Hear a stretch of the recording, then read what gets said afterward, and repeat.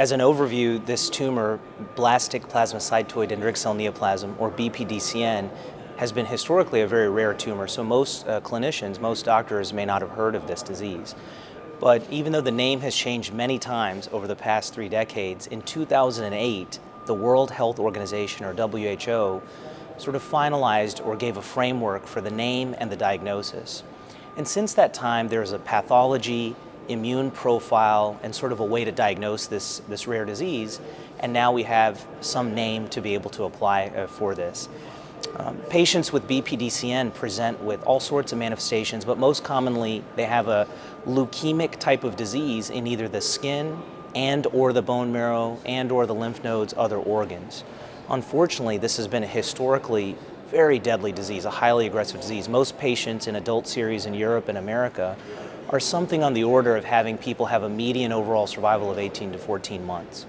So the clinical trial looks to see in this disease area where there's no approved standard therapies and no real consensus way to treat patients, is there a new way, a targeted approach to be able to offer?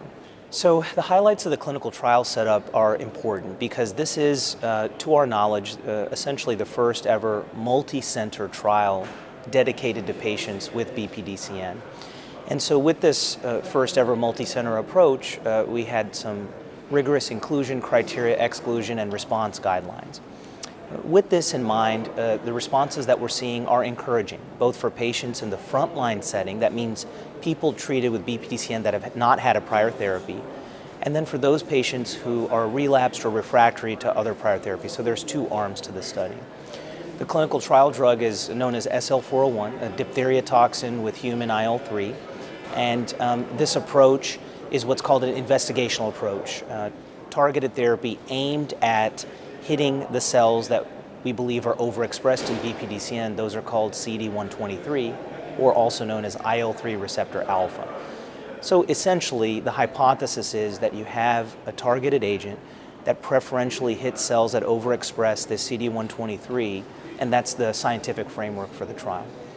Clinically, we're seeing encouraging responses, as I told you earlier, in both settings, and that's what the oral presentation here at ASH is. Notably, some of this data has, as it continues to mature, the question will be how to manage the side effects and the toxicities of the drug.